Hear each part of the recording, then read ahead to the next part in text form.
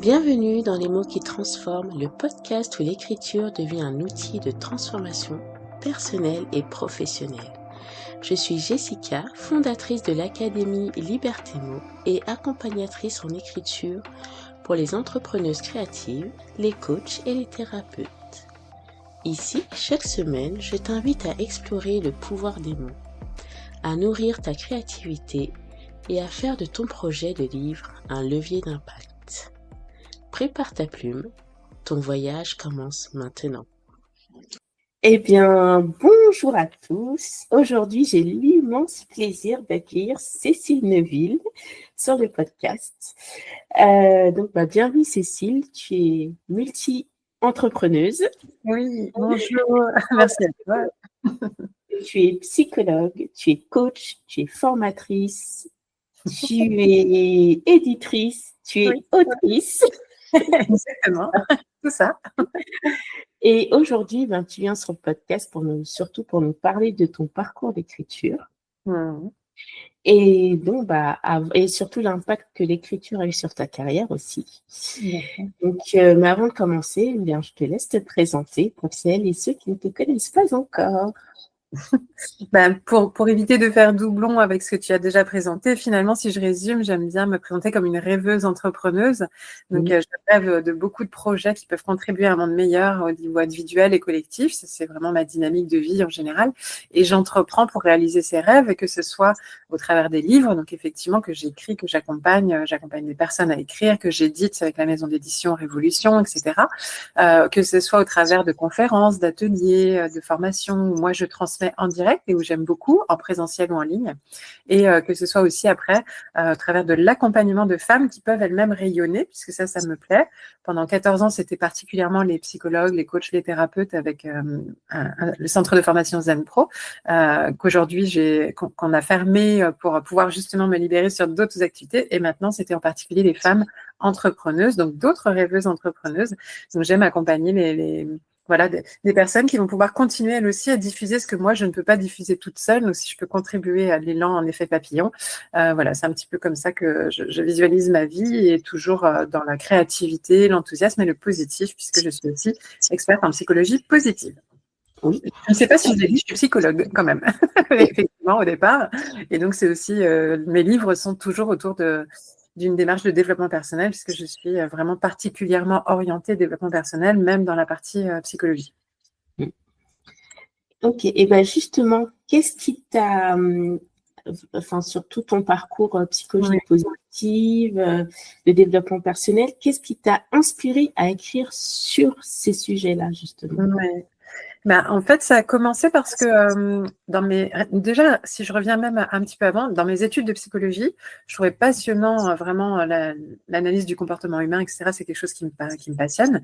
En revanche, je ne trouvais pas de courant dans lequel m'insérer. Enfin, je trouvais que c'était très centré sur la dynamique de guérison, de traitement, des choses comme ça, ou alors très institutionnel pour tout ce qui est psychologie du travail. Enfin voilà, j'arrivais pas à me positionner moi, jusqu'à ce que je découvre un article par hasard sur la psychologie positive qui était américain. Enfin, c'est un mouvement qui était américain, qui n'existait pas du tout en France à cette époque-là. Du coup, j'ai cherché, je n'ai absolument rien trouvé sur Internet en français.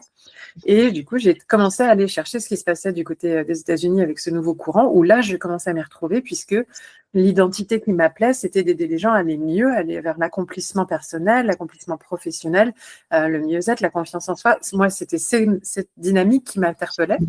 Et donc, j'ai commencé à m'y intéresser, et j'ai commencé à créer un blog. Et c'est comme ça que j'ai commencé à écrire, entre guillemets. Ça a été un blog sur Internet. Et le fait d'en parler sur ce blog, j'ai fini par être repérée comme une personne, parce que je traduisais, en fait, je partageais au fur et à mesure tout ce que je découvrais en anglais.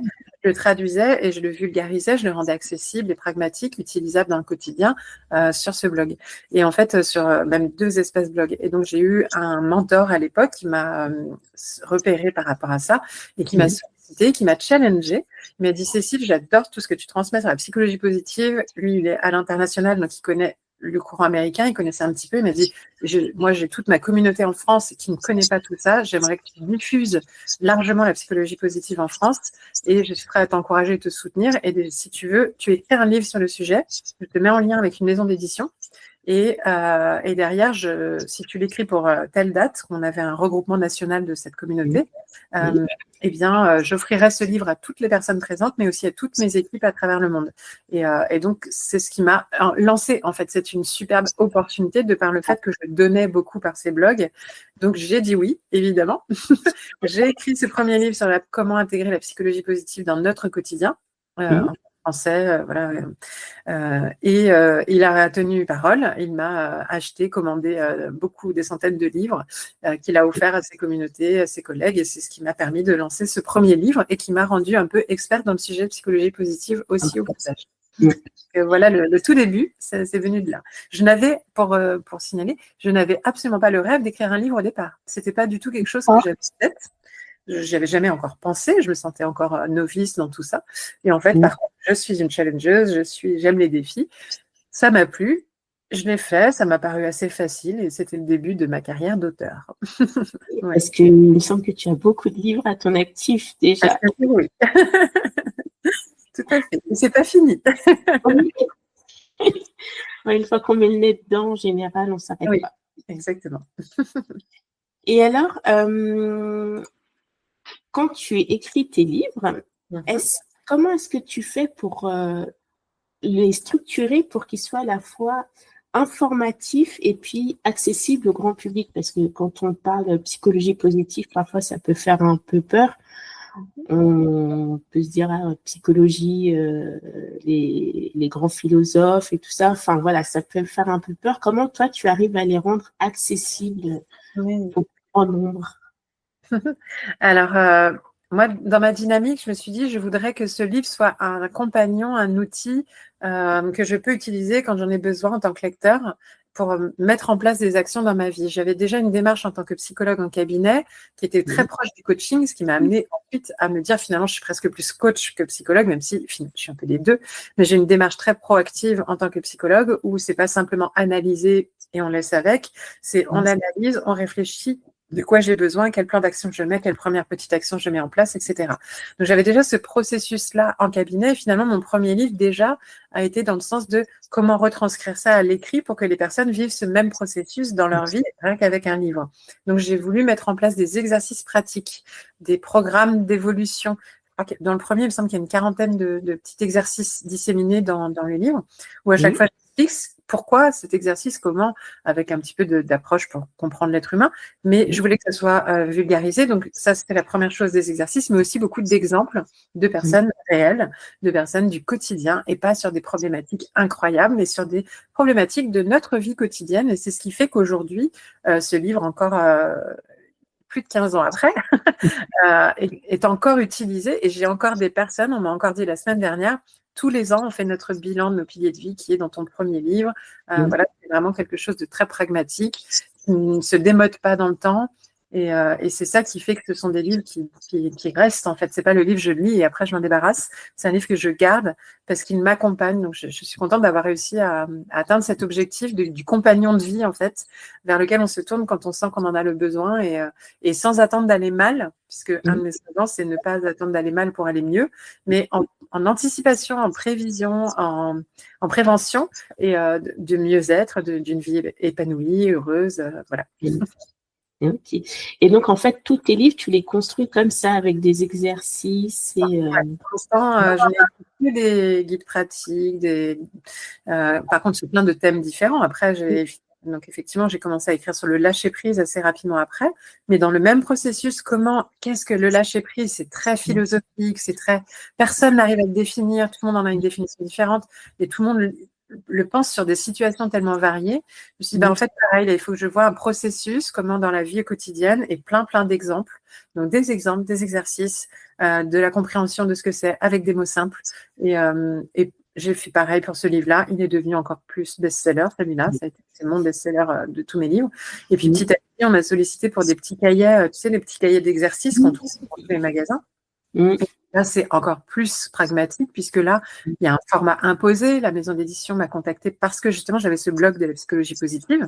J'ai cherché à créer un carnet autour de la psychologie positive à ce moment-là où ça commençait à se faire connaître en France. Forcément, j'étais visible, ils m'ont sollicité. J'ai dit OK, sauf que là, j'ai découvert une nouvelle façon d'écrire parce que là, il y avait comment on pourrait dire, il y avait une charte graphique avec un nombre de caractères, un style, il y a tout un protocole, un encadrement, je ne suis plus du tout libre d'écrire comme ça me vient. Mais j'ai tenu à garder cette approche avec des exemples, avec des exercices, des mots simples, un appui scientifique toujours, hein, quelques chiffres aussi qui permettent de valider. Moi, j'aime bien quand même montrer que c'est pas juste mon imagination, c'est quand même fondé sur des recherches. Et de là, en fait, j'ai écrit le premier petit cahier qui a aussi vraiment cartonné. C'est une de leurs plus grosses ventes depuis 15 ans aussi. Et du coup, forcément, ils m'ont redemandé d'en écrire un autre. Et puis voilà, régulièrement, je crois qu'avec eux, je dois en avoir 7, un truc comme ça. Mais là, par contre, c'est un modèle. Voilà, je suis une trame où je sais que je dois avoir 5 pages d'intro, un programme sur 3 semaines avec tant de caractères par jour. Enfin, voilà, c'est très rigide comme écriture. C'est vraiment une autre approche. En revanche, ce sont des petits livres qui se vendent très, très bien. Parce que les personnes aiment ces petits outils qu'on trouve là, ça coûte pas très cher. Je m'achète ça l'été, je fais mes petits exercices pendant l'année, voilà. Donc oui, tous mes livres après, et même pour le travail, j'ai écrit des livres avec la maison d'édition Vue Ibert, où là c'était plus pour les managers, les formateurs, les dirigeants d'entreprise, même les salariés, comment appliquer justement la gestion des émotions, la gestion du stress en entreprise. Et là, pareil, c'est une collection. Donc, c'est une boîte à outils. Donc, c'est des outils avec des normes aussi. Et là, pareil, il fallait suivre. Mais j'ai dit oui parce que dedans, il y avait et des outils pratiques et des exemples, des situations de cas, etc., des questions. Donc, ça restait dans ma ligne à moi éditoriale, en fait, finalement. Mais tout en restant à eux dans leur contexte. Donc, à chaque fois que ça correspond, je dis oui, en fait. Voilà. Mais toujours dans cette même dynamique, pour l'instant. J'en suis à un peu plus de 17 livres, parce qu'il y en a 17 publiés, mais il y en a 2-3 là en cours. Et tous sont dans cette dynamique-là pour l'instant. Je n'ai pas encore fait de roman, je n'ai pas encore fait de récit de vie. On me sollicite, moi j'accompagne les autres à en faire, donc je maîtrise bien. En fait, je crois que je reste dans ma zone de confort. C'est très facile pour moi d'écrire un guide pratique, donc je n'arrête pas. Maintenant, je me dis, il faudra peut-être qu'à un moment donné, je me pose et que je prenne le temps de m'initier à ces autres formats personnellement. Ça viendra. Chaque chose en son temps. Puis, ton aurais des choses à dire. Oui, bien sûr. Puis j'ai beaucoup d'imagination, mais c'est plus de temps. Du coup, voilà. Et ça, par contre, déjà beaucoup de choses dans ma vie. Il faut que je me libère du temps. Ok. Et du coup, est-ce que tu pourrais nous partager ton processus créatif, enfin les grandes étapes clés de ta rédaction, pardon, de l'idée jusqu'à. Oui. Ma première étape, j'ai toujours à peu près le même aussi. Hein, donc, effectivement, et c'est pour ça que c'est rapide. C'est que maintenant, il est rodé ce processus-là. Je commence toujours par brainstormer, entre guillemets, dans ma tête. Donc, j'ai un espace, alors, soit un document vierge sur Internet, enfin, sur l'ordinateur, et je note toutes mes idées en vrac, enfin, un truc de note, tout simplement, déjà, si c'est pendant un moment. Mais souvent, ça commence par une mind map. Moi, j'aime bien la mind map. Je note le titre du livre au milieu et j'ai ma mind map sur un outil que j'ai à la fois sur le téléphone et sur l'ordinateur. Comme ça, où que je sois, même si je suis en train de travailler, que j'ai une idée, je peux ouvrir ma mind map sur l'ordi, je note juste ma petite idée. Si je suis sur le téléphone, dans les transports ou je ne sais où, je peux noter sur la mind map. Et la mind map, au début, elle n'a pas forcément de forme. Je note un peu et puis au bout d'un moment, je regroupe les idées qui se ressemblent. Ça commence à prendre forme et au bout d'un moment, le sommaire commence à se préciser puisque ça serait plutôt avant ça et ça avant ça. C'est très visuel, hein. C'est pour ça que je mets les mains parce que c'est comme ça dans ma tête aussi. Mais je mets des couleurs aussi pour un peu dissocier. Ça, c'est plutôt un exercice ou ça, c'est plutôt un exemple que je veux citer justement, un thème que je veux aborder. Je regroupe. Et puis au bout d'un moment, j'ai une énorme mind map où j'ai quasiment tout mon livre qui est fait. Hein. Moi, je suis. On dit souvent que dans les auteurs, il y a 2 types d'auteurs. Il y a les jardiniers et les architectes. Architectes, on construit tout d'avance. Bon, moi, je suis une architecte sans aucune demi-mesure sur ce format de livre en tous les cas. Mon livre est tout prêt du début à la fin dans cette grande mind map. J'ai plus qu'après à défiler et à remplir les cases, quoi, à remplir mon texte. C'est ce qui fait que ça va vite. Et jardinier, ce serait si je prends juste mon texte et je commence à écrire ce qui me vient par la tête et j'écris. Après, une fois que c'est écrit, je peux le bouger, mais je ne sais pas où je vais. Et ça, c'est ce et j'en accompagne. Oui, je suis jardinière, donc je sais. Voilà. Et moi, je suis purement une architecte. Donc, dans mon processus créatif, je mets presque plus de temps à la partie fondation, avant d'arriver à l'écriture. Après, l'écriture, alors si, c'est du temps, mais je suis dans le flow et je me rends même pas compte, en fait. J'écris, je peux écrire 3 heures, 4 heures d'affilée régulièrement. Et voilà. Dans mon processus, donc j'ai d'abord la mind map. Une fois que j'ai la mind map qui est bien claire, bien validée, je me mets sur un document Word, enfin OpenOffice pour le coup, et je commence à écrire dans l'ordre. Mais je commence vraiment, genre je mets mon titre, Cécile Lévy, comme si ça allait être le futur document presque clé en main, hein, il va être prêt. Je mets page sommaire, chapitre 1, enfin voilà, je commence à remplir. Je fais mes sauts de page de partie en partie, enfin voilà, je remplis directement dans le document. Et là, je suis dans l'ordre, par contre, en général, même si des fois, ça m'arrive d'avoir un temps où je me dis, ah tiens, ça, j'ai envie d'écrire ça, et je vais le mettre dans telle autre partie. J'ai aussi un logiciel pour les plus gros livres, parce que ça, c'est bien sur les petits livres, ça me suffit, mais sur les plus gros livres, comme là, en ce moment, j'ai écrit ma Bible du lâcher-prise, j'ai écrit ma Bible de la psychologie positive. Je ne sais pas si les personnes qui nous écoutent connaissent les nombres de caractères des livres, mais par exemple, un petit cahier d'exercice, c'est à peu près entre 120 et 180 000 caractères. Un livre comme le lâcher-prise, ou enfin, apprendre à lâcher prise, ou mon premier livre sur les secrets du bonheur permanent, on est plutôt aux alentours de 200 000, 250 000. Un pavé comme la Bible, c'est 500 000. Donc, c'est vraiment les gros pavés, quoi. Et pour un gros pavé, je ne peux pas me contenter de défiler sur un document, sinon je passe plus de temps à passer d'une page à l'autre qu'à écrire. Un logiciel quand même qui s'appelle Scrivener, qui me permet d'avoir un fichier par livre. Et sur le côté gauche, j'ai vraiment des onglets par catégorie. Au début, j'ai quand même toute mon architecture en bon architecte. Donc, j'ai fait ma mind map. J'ai mis mon sommaire tout détaillé en partie, sous-partie, sous-partie, etc. Et je crée les catégories. Donc, je mets chapitre 1. Dedans, je mets sous-partie 1, 2, 3. Je me crée toute la structure, ce qui fait quand je vais sur l'ordi et que j'ouvre mon logiciel, selon ce que je suis inspirée à écrire, je vais ouvrir telle page, remplir la page, et ça me met le nombre de caractères de cette page-là. Je fais, dans mon processus aussi, comme je sais à peu près combien il me faut de caractères à la fin, j'essaye de le répartir par partie. Donc, c'est-à-dire que je sais que j'ai 4 grandes parties pour 500 000 caractères. Je vais diviser par 4. Je vais me dire, OK, chaque grande partie, alors il ne faut pas tout à fait 500 000, on va dire 400 000 si on rajoute en plus les annexes et tout ça. Donc, je vais dire 100 000 par partie en moyenne. Si sur une partie, j'ai 3 sous-parties, je vais faire 30 000 par sous-partie. Enfin, tu vois, et du coup, je me note à peu près mes références. Comme ça, quand j'arrive sur ma page, je vois cette page-là, il me faut à peu près 30 000 caractères. Donc, j'y vais, je défile, tac, tac, tac. Je vois où j'en suis. Je me dis, ah, zut, j'ai peut-être pas assez détaillé. Et là, je suis déjà aux 3/4. Comment je fais? Je remanie, tac, tac. Ou alors, au contraire, j'en suis déjà là. Et en fait, il me reste beaucoup. Je vais pouvoir détailler plus. Donc, je remplis comme ça. Et puis, jusqu'à ce que j'ai fini de remplir tout. Et à la fin, je remets tout, j'exporte en format OpenOffice, je regarde comment ça fait en document, voilà, et je relis tout une fois au moins pour vérifier que c'est cohérent, que je n'ai pas répété quelque chose, parce que des fois, on peut avoir oublié qu'on l'a déjà écrit dans une autre partie, surtout sur des gros livres. Je vérifie que j'ai rien oublié non plus, que c'est très clair. Et ensuite, j'envoie le document aux maisons d'édition avec lesquelles je travaille. J'ai écrit aussi un livre en auto-édition. Et donc, en auto-édition, c'est un autre processus de fin où là, ça permet de faire passer par des bêta-lecteurs pour quand même vérifier que c'est bien lisible, qu'on n'a rien oublié. Et après, on corrige avec les bêta-lecteurs, il y a la mise en page, tout ça. Donc, c'est un autre processus derrière. Mais vraiment, le processus de création, mind map, structure des pages sur Word, sur le logiciel, je remplis au fur et à mesure, j'écris. Et à la fin, je relis tout et je corrige si besoin, j'ajoute si besoin. Mais en général, je n'ai pas grand-chose à modifier. Quand je sens que je l'envoie, souvent, il est quand même bien fidèle à ce moment-là. Pas beaucoup de retour des maisons d'édition derrière non plus, d'ailleurs. Le fait de faire comme ça, je n'ai pas beaucoup de modifications en général. Ils doivent apprécier de travailler avec toi. Oui, je crois. C'est pour ça qu'ils reviennent vers moi, parce que je suis assez rapide. Par rapport à d'autres auteurs, j'écris très vite. Ma Bible de la psychologie positive, il me manque les 500 000 caractères. Elle m'a dit, je ne sais pas si ça t'intéresserait, parce que là, c'est très court terme. On est au mois de février. Elle me dit, il faudrait qu'il soit terminé pour le mois de juin. Et du coup, c'était très, très court, quoi. J'avais déjà un livre signé pour le mois de mai que je devais écrire. Mais voilà, je suis une challengeuse. Je me connais quand je m'y mets. Voilà. Dans mon processus créatif aussi, si on me donne 1 an pour faire le livre, je vais traîner pendant 8 mois.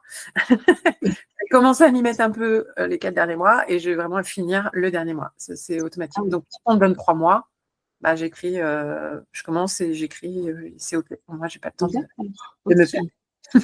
En fait, tu te bloques vraiment des temps dans ton agenda. Oui, alors, ouais. Tu vois, c'est par exemple apprendre à lâcher prise. Celui-là, c'était le plus comme ça. Alors là, j'étais vraiment hyper disciplinée, c'était tout calculé, quoi. Enfin, c'était fou. Donc, j'avais des petites parties. Et en fait, là, les petites parties, pour celle-là, elles avaient un nombre de caractères à peu près. Et je crois, de mémoire, c'était 1500 que je devais écrire à chaque fois. J'ai fait le test d'écrire une partie. Combien de temps je mettais à écrire? Donc, je crois que c'était 1 heure, les 1500 caractères. Un truc comme ça. Du coup, je me suis dit, OK, là, il t'en manque tant. Donc, il te faut tant d'heures. Tu dois le rendre à tel jour. Donc, du coup, tu prends ton agenda et tu te cales tes créneaux d'écriture. Tac, tac, tac, tac. Donc, j'avais tout calé et à chaque fois, j'écrivais, c'était 1500 caractères et je m'arrêtais à 1500 caractères. Et du coup, des fois, ça allait plus vite, des fois plus lentement, mais quand je m'arrêtais, c'était à peu près 1 heure et j'écrivais 1500, j'arrêtais parce que je savais que j'avais le créneau du lendemain, etc. Du coup, entre deux, j'avais pas à y penser. Tout était calculé, ma charge mentale n'avait plus à réfléchir. Donc ça a été vraiment le plus vraiment structuré. Après, en vrai, sur d'autres, j'ai pas du tout fait comme ça. Et là, pour te donner la petite anecdote amusante de mon fonctionnement, qui vient confirmer mon fonctionnement, la Bible du lâcher-prise, je dois le rendre pour fin juin. J'ai tout le sommaire qui est déjà finalisé, donc cette partie-là est déjà faite avant les fêtes. Et je me suis dit, en janvier, je commence la partie écriture, parce que c'est quand même un pavé, rappelle-toi, il te faut du temps, tu as déjà plein de projets, etc. Je me mets les matins, parce que j'écris le matin, moi j'aime bien, je me lève très tôt le matin, entre 5h et 8h pour écrire. J'écris premier jour, je suis dans le flow, c'est hyper chouette, super facile, etc. Je ne sais plus combien de caractères ça fait, mais je compte le nombre de caractères. Je me dis, waouh, j'écris beaucoup en fait maintenant. Je fais le 2e jour, le 3e jour. Je me rends compte que j'ai déjà fait presque un 10e du livre en 3 matins.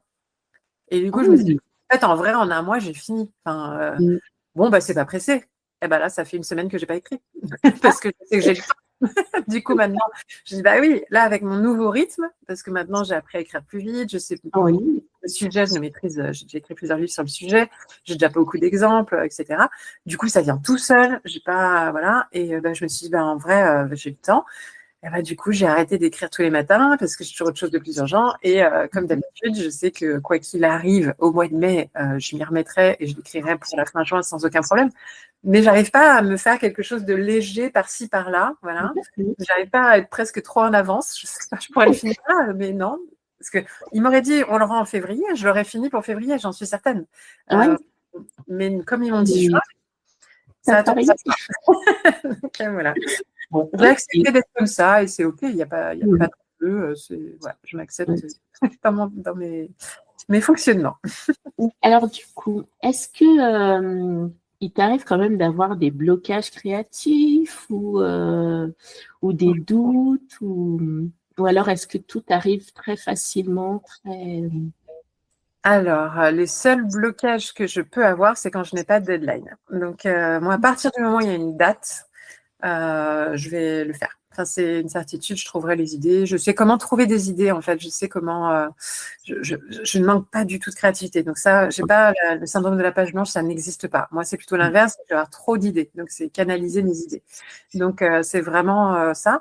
Du coup, quand je n'ai pas de deadline, ma problématique à moi, c'est que tout le reste est plus urgent. Donc, ça passe toujours en arrière-plan. Et du coup, j'ai mis 4 ans à écrire à deux auteurs en plus. On a mis 4 ans pour écrire un livre en auto-édition parce qu'il n'y avait pas de deadline. À chaque fois, il y en a une qui avait quelque chose de plus urgent, puis après, c'était l'autre. Et comme il n'y avait pas de date, on fera ça le mois prochain. C'est pas grave. Je pars 3 mois sur ce truc-là. On reviendra dessus dans 3 mois. Alors qu'en vrai, un livre comme on l'a écrit, clairement, on aurait pu l'écrire en 3 mois. Pas parce qu'il était quand même, c'était encore autre chose. Mais oui, c'est vraiment moi, mes difficultés à moi, c'est il me faut des deadlines. Donc il faut que je signe des contrats avec des maisons d'édition. Et si je suis en auto-édition, je crois que si je m'y mets, parce que j'ai envie de m'y mettre, il faut que j'ai un engagement avec le public, voilà, où il faut que je fasse des préventes, par exemple. Et ça pourrait marcher. En fait, oui. Merci, tu viens de m'aider à trouver une idée. Je n'avais jamais encore imaginé celle-là, mais en fait, si je vends mon livre en prévente pendant 2 mois, c'est sûr de lire pendant 2 mois. Ouais, là, tu es obligé. Là. Ouais. Donc voilà, ça, c'est mon fonctionnement à moi. Mais tu vois, par contre, une fois que j'ai ma solution, je n'ai pas de peur, je n'ai pas de doute, je sais que je vais y arriver. Voilà, ça, c'est. Je me connais, je sais faire. maintenant, j'ai quand même 17 livres d'expérience. Je vois que ça marche, j'ai des bons retours. Je sais j'accompagne des auteurs. Je me suis énormément formée, donc je sais ce qu'il faut mettre, pas mettre. Je fais de la relecture de livres en permanence, donc même les textes sont de moins en moins à corriger. Donc, ça devient, là, je suis quand même devenue un peu experte en la matière de livres inspirants, romans ou récits de vie, parce que même si je les accompagne pas, même si je n'écris pas, voilà, si un jour je dois m'y mettre, je sais quand même que j'ai des très bonnes bases. Ouais, Et d'ailleurs, en parlant de retours, quels sont les retours sur tes livres du public? Alors ça, c'est toujours incroyable, hein, mais des personnes qui me connaissent, déjà, ça fait toujours plaisir. Mais quand ce sont des personnes qui ne nous connaissent pas, moi, c'est toujours quelque chose qui me surprend. Je reçois des fois des mails ou des messages privés de personnes qui me disent « Bonjour Madame Neuville, je tenais à vous remercier parce que je viens de lire votre livre, il m'a permis de ceci, cela. » Alors, j'ai eu des exemples parmi ceux qui m'ont le plus plu. Un couple qui m'a dit votre livre a sauvé notre couple. On était sur le point de se séparer et on s'est donné une dernière chance en lisant votre livre ensemble à deux. On le lisait tous les soirs et le fait, ça nous a amené à nous parler, tout ça. Et du coup, on est retombés amoureux grâce à votre livre. Waouh, c'est trop beau. Voilà, donc ça, j'adore. Après, j'ai fait des livres aussi sur l'éducation positive. Donc, les livres, beaucoup d'enseignantes ou d'éducatrices ou de centres de loisirs m'envoyaient, alors soit une demande, soit pour me dire une fois que c'était fait, et moi peu importe, ils peuvent de toute façon, sentez-vous libre d'utiliser mes livres comme vous voulez, ça c'est aucun problème, pour me dire est-ce que c'est ok pour vous ou m'annoncer j'ai utilisé votre livre dans le cadre d'une animation avec les enfants, des groupes d'enfants. Ça, je trouve ça incroyable. Là, je me dis, wow, ça devient un outil pédagogique en fait. Bah oui. Au départ, et en fait, je trouve ça super. Et du coup, ils me racontent qu'il y a des très bons retours, qu'ils adorent, et que du coup, ils ont fait le deuxième pour faire sur l'autre sujet. Enfin, donc là, je trouve ça super. Et puis, celui que je citais un peu tout à l'heure, l'exemple, c'est la personne qui fait ses bilans de vie tous les ans. Depuis 15 ans, puisqu'elle l'a acheté au tout début. Elle a vraiment la toute première version du livre, parce qu'après, elle a été rééditée avec un nouveau titre, une nouvelle couverture. Et ça fait 15 ans. Et là, elle m'a dit, cette année encore, maintenant, c'est devenu notre rituel familial. La soirée du jour de l'an, on la passe autour de ton livre, en fait. Et là, je me dis, waouh, incroyable. Donc, ils sont en famille autour d'une table. Et ils mangent et tout ça, et ils font leur bilan de vie avec le guide dans l'exercice, avec leurs enfants qui maintenant sont des grands ados. Et du coup, tous font pilier par pilier en répondant aux questions avec le protocole proposé. Et elle dit, maintenant, c'est devenu un indispensable de notre vie. C'est un moment hyper fort dans notre famille et on adore ça, quoi. Par exemple, c'est génial. J'en ai sur chaque type de livre, je pourrais en avoir d'autres, mais voilà, par exemple, il semble. Ah, ça, c'est top. Et sur ta carrière, qu'est-ce que ça a apporté de t'écrire, enfin, en tout cas, au tout début, parce que maintenant, tu es devenue une référence. Mais au tout début, tes premiers livres, qu'est-ce que ça a apporté à ta carrière? Dès le premier, en vrai, je conseille à tout professionnel, et notamment dans l'accompagnement, mais même dans d'autres métiers, d'écrire un livre, ça donne une légitimité dans le regard des gens. Donc, tout de suite, dès qu'on a écrit un livre, il faut savoir que une personne sur trois rêve d'écrire un livre et qu'en fait, on est très, très peu à le faire. On a l'impression d'être beaucoup quand on côtoie les auteurs, parce qu'on est avec des auteurs. Mais en vrai, sur la majorité des gens, il y a très peu de personnes qui ont réussi à aller jusqu'au bout de l'écriture d'un livre. Beaucoup ont commencé, et c'est dans le fond d'un tiroir, dans le fond de l'ordi, etc. Très peu ont été jusqu'au bout du processus. Donc, quand on a écrit un premier livre, déjà, il y a une sorte de « waouh, toi, tu as réussi à le faire », c'est que tu es quelqu'un qui sait ce qu'il veut et qui va au bout de ses projets. En plus, sur un sujet, ça nous donne comme une posture d'expert. Donc, moi, j'ai senti dès le départ qu'à partir du moment où j'allais écrire un livre sur la psychologie positive, c'est que c'est une experte sur le sujet. J'ai pas changé entre avant le livre ou après le livre, mais dans la tête des gens, je ne suis pas la même quand même. Je suis beaucoup plus crédible le fait d'avoir écrit un livre. Donc ça donne vraiment de la crédibilité, de la légitimité, c'est certain. Ensuite, ce que ça a apporté, c'est une visibilité, une crédibilité aussi au niveau des médias.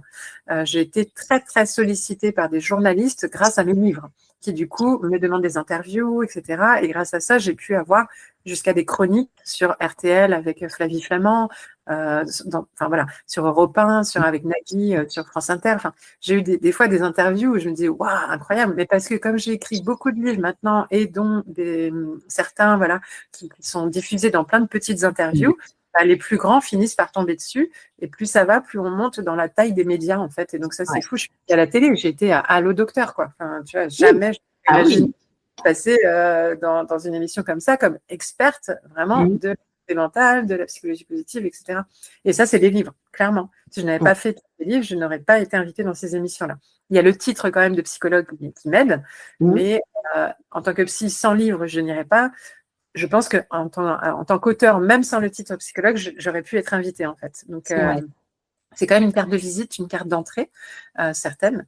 Et après, moi, c'est aussi un cadeau que je peux faire facilement. Donc, ou gagner du temps quand des personnes me posent des questions et que c'est complexe, je leur dis, écoute, franchement, prends ce livre-là. Et moi, je gagne du temps aussi. Je n'ai pas à être compliqué, tout accompagner. Et du coup, rien qu'en lisant le livre, elles peuvent régler certaines problématiques qu'on aurait peut-être mis longtemps à faire si on avait attendu le rendez-vous, etc. Donc, les rendez-vous, c'est autre chose et c'est vraiment important. Hein, mais parfois, un livre peut faire gagner du temps dans la compréhension d'un concept, d'un projet.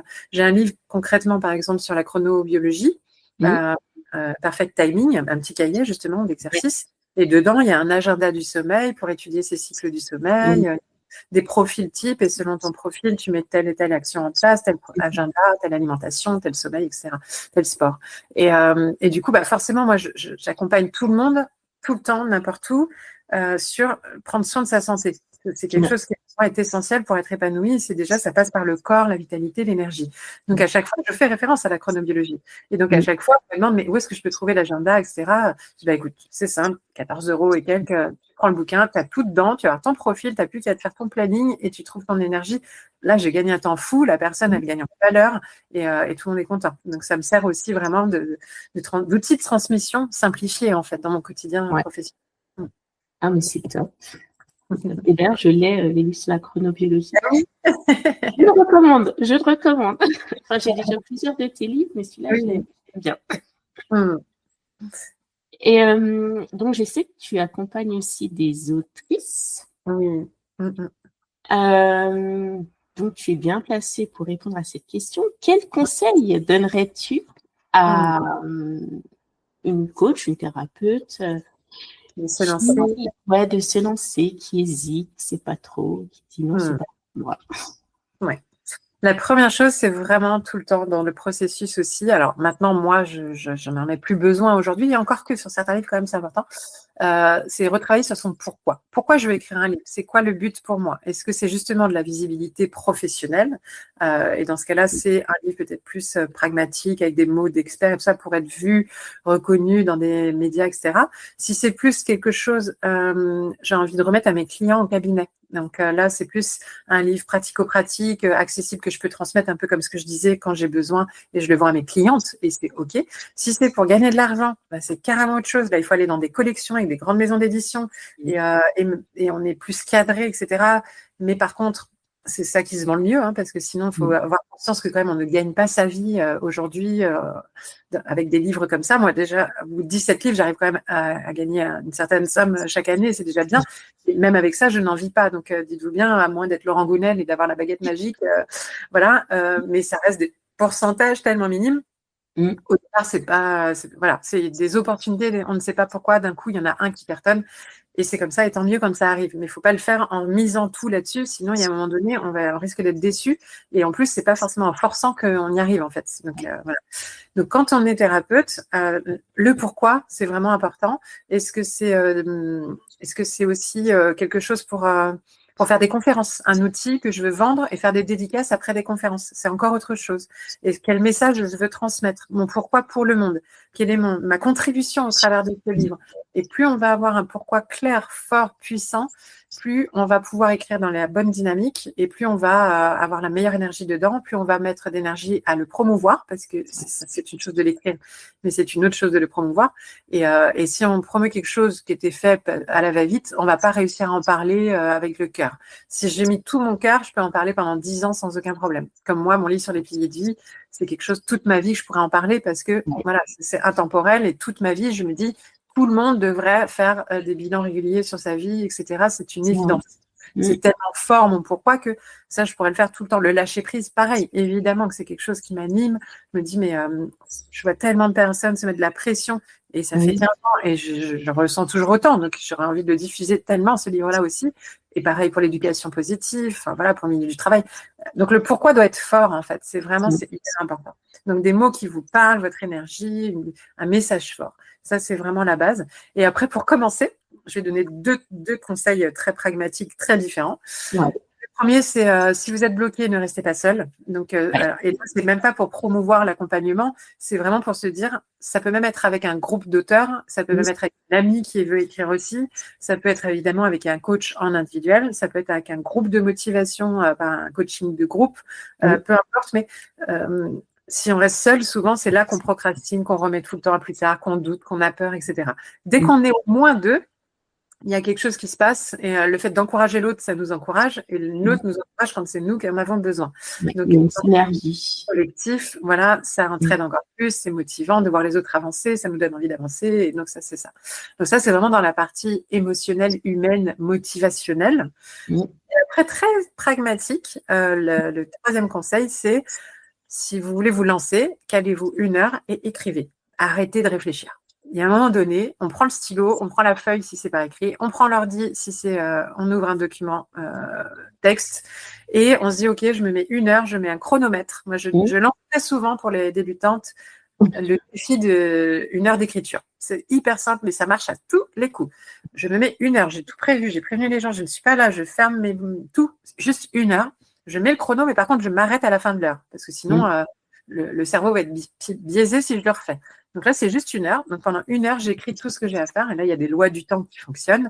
Quand je n'ai qu'1 heure, je me dis, je veux quand même produire quelque chose. Donc je ne vais pas attendre, traîner, regarder autre chose à côté, machin. Je veux quand même à la fin de l'heure. Donc je m'y mets, j'écris, c'est imparfait, on s'en fout. On ne se relit pas. On avance, on écrit, on écrit, on écrit. Ça ne sera pas bien. C'est pas grave, mais au moins, il y a une première base. Et en fait, on se rend compte qu'on arrive à écrire. Et des fois, on voit des passages, on se dit « Ah, ça c'est super intéressant. Ah, ça c'est bien. » Et au moins, j'ai de la matière pour aller à l'étape suivante. Donc, des créneaux, défis, 1 heure d'écriture, régulièrement, dès qu'on relâche. Parce que des fois, on est dedans, on va écrire souvent. Puis il y a des fois, pendant 1 semaine, on part en vacances, on fait autre chose et tout. Oh, c'est dur de s'y remettre. C'est comme c'est exactement. C'est pareil.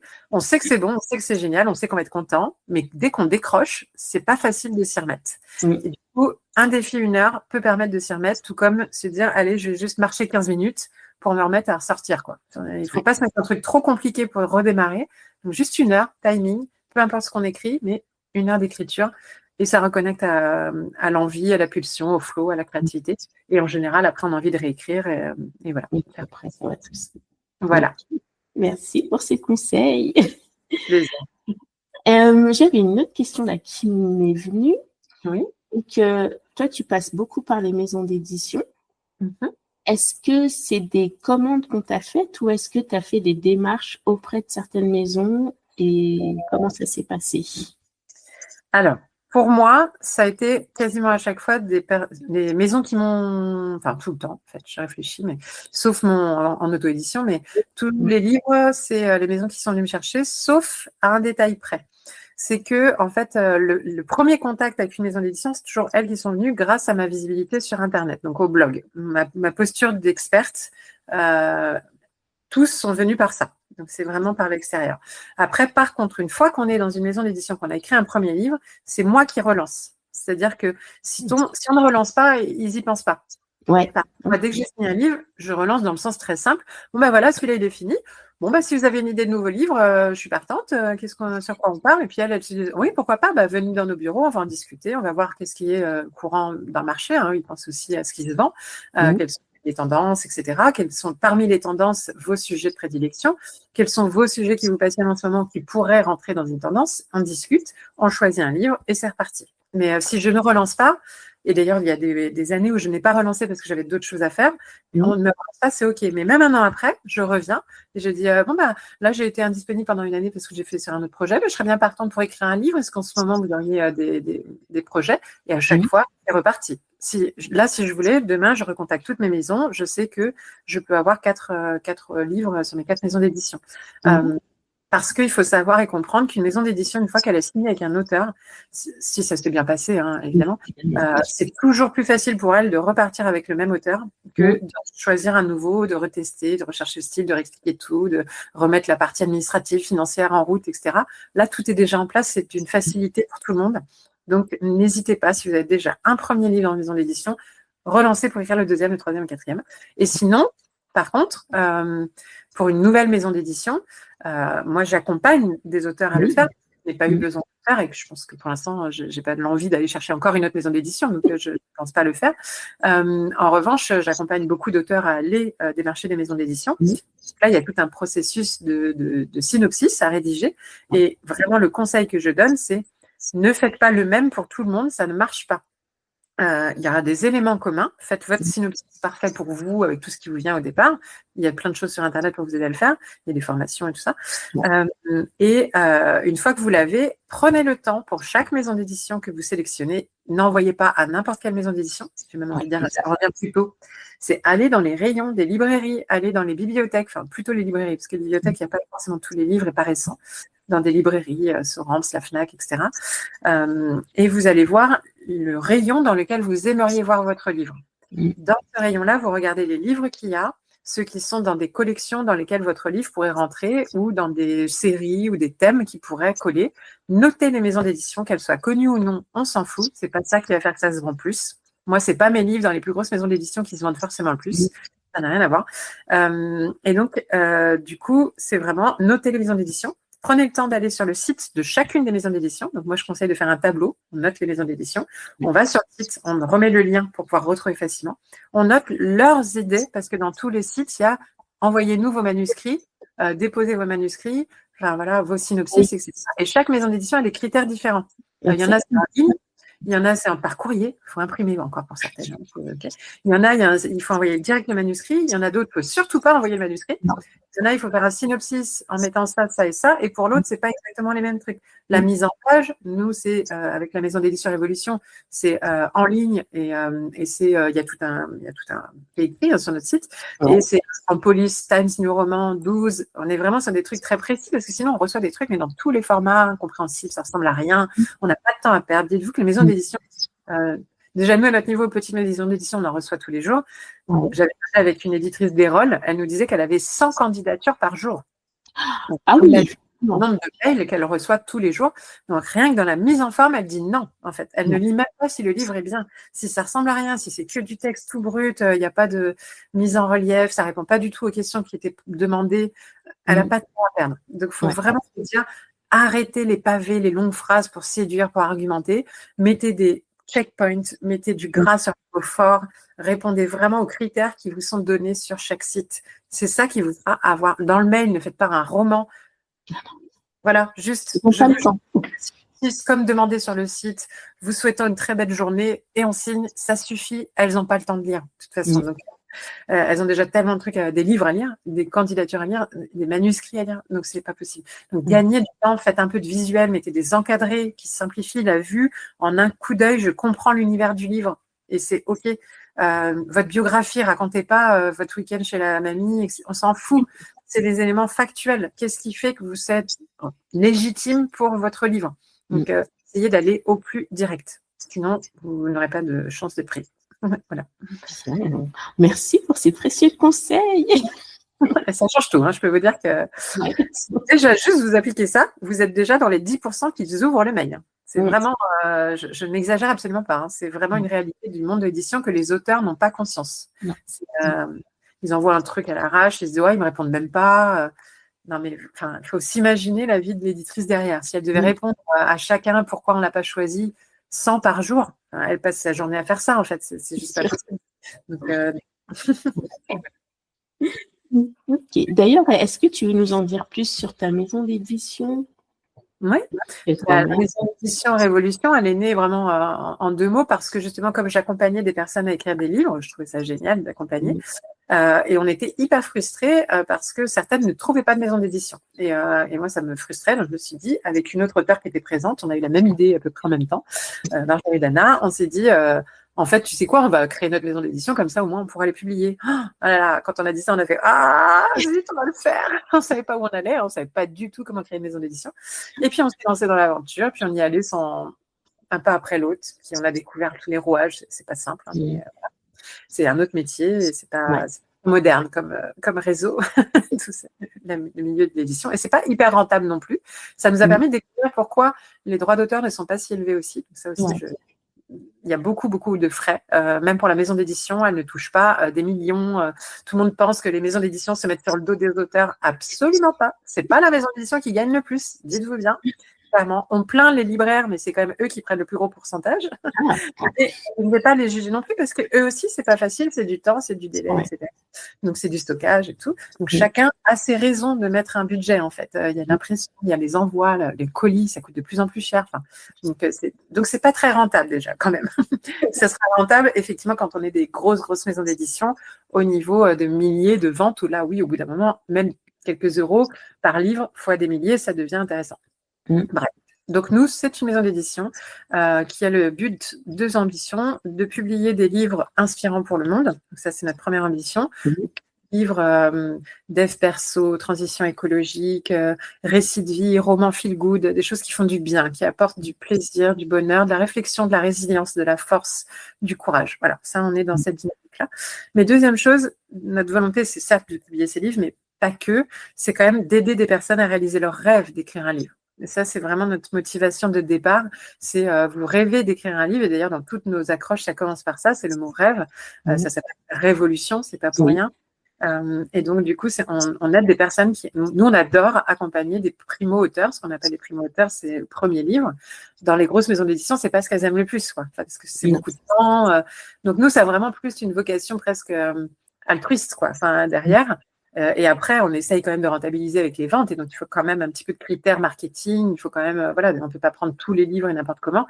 Et d'avoir de temps en temps quelques influenceurs, quelques personnes qui ont des grosses communautés, parce que c'est eux qui vont peut-être plus générer de chiffres et du coup nous permettre de rentabiliser pour ceux qui vont nous faire presque perdre de l'argent, quoi, à un moment donné. Oui. Parce qu'il y a un investissement de départ de création de livres et si on ne vend pas, on est à perte. Donc, c'est nous qui prenons les livres en tant que maison d'édition. Donc, voilà, on a ces deux volontés-là. Et une troisième qui est de créer ce qu'on n'a pas trouvé en tant qu'auteur dans les autres maisons d'édition, une vraie communauté entre les auteurs et avec les lecteurs. Et pour nous, c'était, moi personnellement, j'ai 4 maisons d'édition, je n'ai jamais été invitée par mes maisons d'édition à rencontrer des lecteurs, même d'autres auteurs. On n'est pas en lien avec les autres auteurs. Chacun est dans sa ligne de communication indépendante. Et du coup, je me sens isolée, quoi. Je me sens seule dans cette carrière d'auteur. Et là, on voulait que vraiment, donc nous, on a vraiment concrètement un fil WhatsApp avec tous nos auteurs et dès qu'il y en a une qui va à un salon, elle partage et les autres peuvent y aller aussi. Enfin voilà, il y a des échanges comme ça très humains et on a pour ambition, on a déjà fait une fois un séminaire en présentiel et on peut en refaire des rencontres entre auteurs, mais aussi entre auteurs et lecteurs, pas que des salons du livre, vraiment des avec des moments d'écriture, des moments de lecture commune, des moments de partage autour des livres. Enfin voilà, on veut vraiment créer cet esprit de famille un peu quand même entre auteurs et lecteurs passionnés autour des livres du bien-être, du dev perso, des livres inspirants. Ouais. Voilà. Parfait. Voilà. Okay. Merci pour tous ces bons conseils et puis ce retour d'expérience. Et quelle est ton actualité en ce moment? Il me semble qu'il y a des livres. Oui, là, clairement, je suis en ce moment en train d'écrire ma Bible du lâcher prise avec une petite pause, mais c'est un des projets en cours. Je suis aussi ce qu'on appelle, mais je n'aime pas trop le terme, mais ghostwriter. Donc, c'est-à-dire que en ce moment, j'écris la biographie d'une personne, un récit de vie d'une personne, où elle me raconte sa vie et je la mets en écriture parce qu'elle-même n'arrive pas à se lancer dans l'écriture. C'est pas son truc et elle n'a pas forcément envie d'y mettre du temps. Donc, c'est une nouvelle expérience pour moi, par exemple, dans l'écriture. De quelqu'un d'autre, donc je trouve ça hyper intéressant. Et puis après, la maison d'édition va sortir une prochaine vague de livres début février avec une campagne de crowdfunding parce qu'on fonctionne comme ça justement pour pouvoir avoir les budgets de lancement de livres même de personnes qui ne sont pas connues. Et donc du coup là c'est basé sur les préventes de livres en fait où les personnes précommandent les livres et nous ça nous permet d'investir dans la mise en page, l'impression, etc. Au moment où on lance les livres, ça permet de démarrer des livres. Donc, la prochaine campagne, je crois qu'on a 4 livres qui vont arriver début février, 4 ou 5, c'est d'ailleurs. Voilà, pour la partie livre, on va dire. Après, j'ai beaucoup d'autres actualités, mais c'est peut-être pas le lieu et je vais pas te raconter toute ma vie, mais voilà. Mais globalement, pour les femmes entrepreneuses, et comme vous êtes quand même a priori des professionnels de l'accompagnement, vous êtes des entrepreneuses, courant 2025, on va dire, fin d'année, il y a un séminaire des rêveuses entrepreneuses et je suis en train de préparer, de prélancer. Entre-temps, il y a une tournée des rêveuses entrepreneuses où je vais faire le tour dans 14 villes de France. Donc, si vous voulez me rencontrer, il y aura des journées dédiées aux femmes entrepreneuses. Par exemple, dans les actus en cours de préparation. Bien. Et je recommande fortement le séminaire parce que c'est juste fou. Merci. incroyable à vivre, vraiment au top. Yes. Merci. Merci Cécile, merci beaucoup pour tous ces partages. Et puis, je mettrai les liens dans le descriptif de l'épisode, tous tes liens. Comme ça, on pourra suivre. Et puis voilà. Et ben, je te remercie beaucoup. Merci pour ce podcast, pour tout ce que tu transmets et ta belle énergie toute douce. Moi qui contrecarre avec moi mon énergie très rapide, je parle vite. Et du coup, c'est du bien aussi d'entendre une personne qui parle plus lentement, qui prend son temps. Ça m'aide un peu à ralentir, un peu, mais quand même. Merci. Et ben, je te remercie beaucoup, Cécile. Et puis, on se voit sur les réseaux alors. Oui, à bientôt. Voilà. Eh bien, écoute, si cet épisode t'a inspiré, si tu as des questions, je suis à ta disposition. Et je t'invite également à rejoindre l'Académie Liberté Mot, parce que là, je t'accompagne pas à pas pour que ton projet devienne réalité et que tu puisses écrire en toute sérénité. Eh bien, écoute, je te remercie d'avoir écouté Les mots qui transforment et on se retrouve la semaine prochaine pour un nouvel épisode. Et souviens-toi, chaque mot